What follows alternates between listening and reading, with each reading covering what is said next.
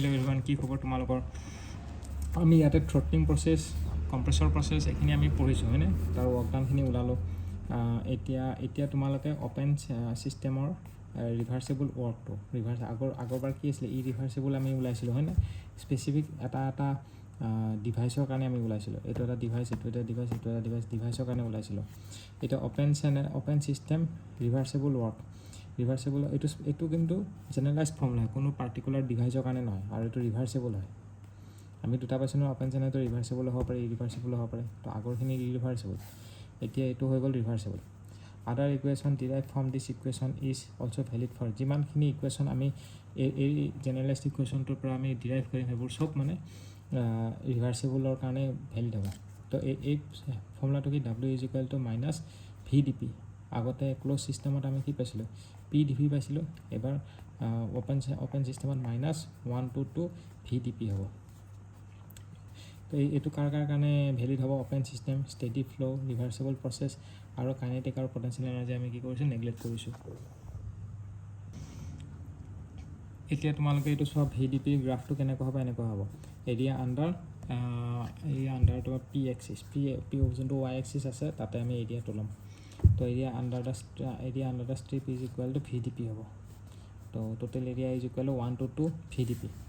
Open system for various process. বেলেগ প্ৰচেছৰ কাৰণে কি হয়? আগৰবাৰ পাৰ্টিকুলাৰ এটা ডিভাইচৰ কাৰণে চাইছিলোঁ, এবাৰ বেলেগ প্ৰচেছৰ কাৰণে। Open system for various process.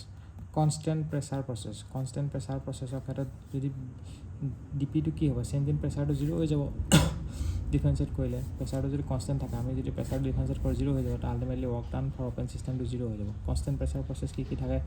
Broiler থাকিব, হিট এক্সচেঞ্জাৰ থাকিব, তাৰপিছত কণ্ডেঞ্চাৰ থাকিব, কম্বাছন চেম্বাৰ হ'ব এইবোৰ। তাৰপিছত constant volume process, work done is equal to P1 - P2। P2 - P1 হ'ব লাগিছিলে, কিন্তু নিগেটিভ চাইনটোৰ কাৰণে P1 - P2 হৈ গৈছে।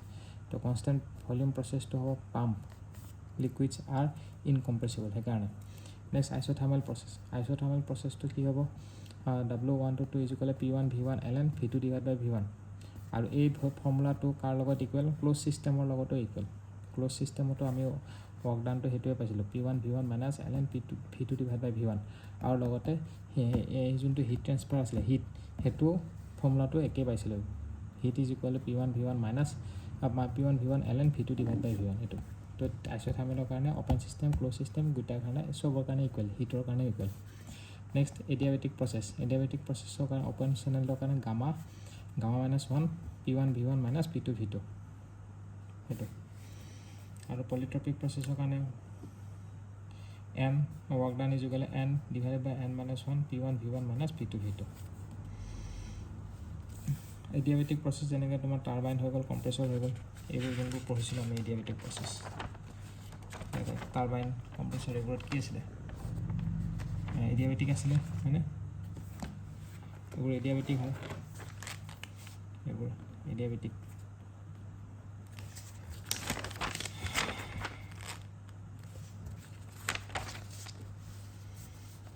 নেক্সট আহি গ'ল এনেকুৱা যদি হেৰি থাকে, ফাইনাইট যদি টেম্পাৰেচাৰ ডিফাৰেঞ্চ থাকে, আৰু এইটো যদি হেৰি হয় ফৰ ৰিভাৰ্চেবল ৰেফ্ৰিজাৰেটৰ মানে কি? হিটটো ইয়াৰ পৰা ইয়ালৈকে গৈছে, সেইকাৰণে ৰেফ্ৰিজাৰেটৰ হৈছে। যদি ইয়াৰ পৰা ইয়ালৈকে গ'লে হিট পাম্প হ'লে হয়। চ' ইয়াৰ তলৰ পৰা ওপৰলৈকে গৈছে, তো for reversible refrigerator between two finite temperature block same heat capacity, আৰু হিট কেপাচিটিও যদি ছেম হয়, তেতিয়াহ'লে TA1 প্লাছ TB1 মানে initial is equal to final হ'ব। আৰু ফাইনেল ষ্টেটটো টেম্পাৰেচাৰ কি হ'ব? TA2 TB2 সেইটো। বুজি পাইছা?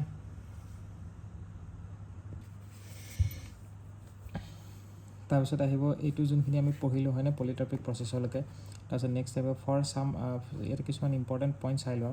যেনেকৈ আমি এইটো প্ৰচেছ পাইছিলোঁ অপেন চেনেলত, Q is equal to W plus enthalpy হয় নাই, প্লাছ এইটো DH হ'ব দেই, DU নহয়, এইটো DH delta H plus delta kinetic energy plus delta potential energy. সেইটো কিহৰ কাৰণে? ৰিভাৰ্চেবল আৰু ইৰিভাৰ্চেবল দুইটাৰ কাৰণে ভেলিড হয়। বুজি পাইছা? ৰিভাৰ্চেবল ইৰিভাৰ্চেবল দুইটাৰ কাৰণে ভেলিড হ'ব, আৰু অপেন চেনেলৰ কাৰণে হা। আৰু এইটো W2 যোনটো আছে, এইটো এক্সটাৰ্নেল হ'ব পাৰে বা PdV ৱৰ্ক হ'ব পাৰে। অ'কে, আৰু যোনটো আমি পাইছিলোঁ Q is equal to W plus del U, এই ডাব্লিউটো যোনটো আছে সেইটো এক্সটাৰ্নেলো হ'ব পাৰে বা পিডিভি ৱৰ্কো হ'ব পাৰে আৰু এইটো ৰিভাৰ্চেবল ইৰিভাৰ্চেবল দুইটাৰ কাৰণে ভেলিড আৰু এইটো আগৰটো যেনেকৈ অপেন ছিষ্টেমৰ কাৰণে আছিলে এইটো কি হ'ব ক্লোজ ছিষ্টেমৰ কাৰণে হ'ব ঠিক আছে নেক্সট আৰু এটা পাইছিলোঁ W is equal to PdV plus delta U যদি অকল পিডিভি হয় তেতিয়াহ'লে এইটো এই ইকুৱেশ্যনটো ভেলিড হ'ব কিহৰ কাৰণে ৰিভাৰ্চিবলৰ কাৰণে আৰু এইটো ক্লোজ ছিষ্টেম হ'ব ঠিক আছে এটা এন্ট্ৰপিৰ ফৰ্মুলা পাইছিলোঁ এন্ট্ৰপিৰ formula delta S is equal to D Q by T সেইটো ৰিভাৰ্চিবলৰ কাৰণে ভেলিড হয় কিন্তু এইটো অপেন ছিষ্টেম হ'ব পাৰে বা ক্লোজ ছিষ্টেমো হ'ব পাৰে আৰু এটা পাইছিলোঁ general potential relation general property relation এটা পাইছিলোঁ যোনটো মানে T D S is equal to D U plus P D V আৰু T D S is equal to D H minus V D P সেইটো ৰিভাৰ্চিবল ইৰিভাৰ্চিবল দুইটাৰ কাৰণে valid আৰু এইটো অপেন আৰু ক্লোজ দুইটাৰ কাৰণে ভেলিড হয়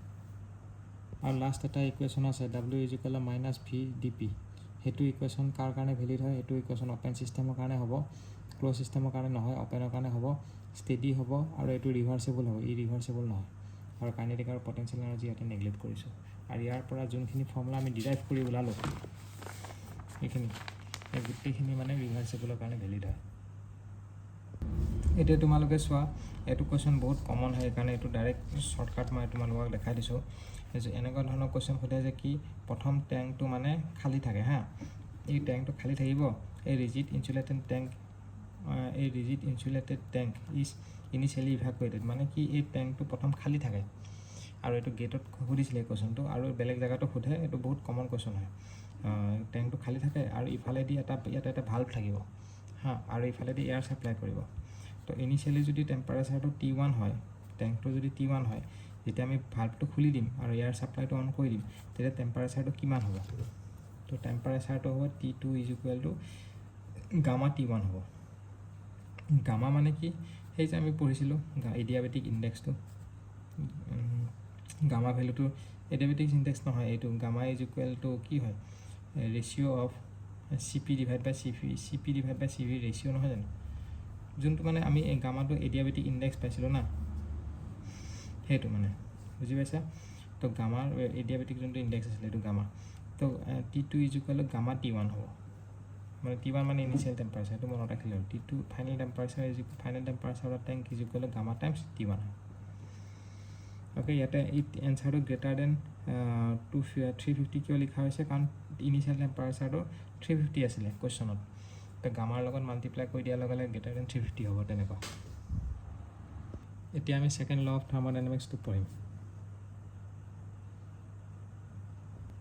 ছেকেণ্ড লটো পঢ়াৰ আগতে এটা কথা মনত ৰাখিব লাগিব যে কি work is a high grade energy what is work is a high grade energy and heat is a low' grade energy but the complete conversion of heat into work হয় নাই ৱৰ্কটো হাই গ্ৰেড এনাৰ্জি হয় আৰু হিটটো low' grade energy but the complete conversion of heat into work is not possible heat is call low' grade energy সেইকাৰণে মানে হিটটো low' grade energy বুলি কোৱা হয় আমি ৱৰ্কৰ পৰা হিট আমি কমপ্লিটলি কনভাৰ্ট কৰিব পাৰোঁ কিন্তু হিটৰ পৰা ৱৰ্ক আমি কমপ্লিট কনভাৰ্চন কৰিব নোৱাৰোঁ তো সেইকাৰণে আমাৰ কি হোৱা হৈছে হিটটো ল' গ্ৰেড এনাৰ্জি বুলি কোৱা হৈছে সেইটো মনত ৰাখিবা এতিয়া ছেকেণ্ড ল অফ থাৰ্মোডাইনামিক্সৰ এটা বস্তু মনত ৰাখা কি second law of thermodynamics the second law of thermodynamics is also called কি বুলি কোৱা হয় কোৱালিটেটিভ ল বুলি কোৱা হয় ডাইৰেকশ্যন ল বুলি কোৱা হয় বা laws of degradation of energy বুলিও কোৱা হয় second law of thermodynamics tells the direction of the প্ৰচেছটো ডাইৰেকশ্যন কোৱা হয় which helps the concept of entropy কনচেপ্টটো দিয়া হয় and is known as the directional law কি বুলি কোৱা হয় ডাইৰেকশ্যনেল ল বুলি কোৱা হয় the process takes place in the direction in which universe is greater than zero' the process takes place in the direction in which change in entropy of the universe is greater change in entropy of the universe is greater than equal to 0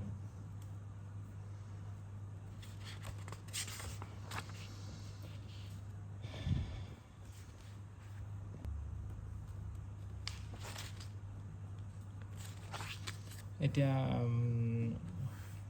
আমাৰ এইখিনিতো already হৈছে হয়নে তো বাকিখিনি এতিয়া second লটো আমি next ভিডিঅ'ৰ পৰা continue কৰিম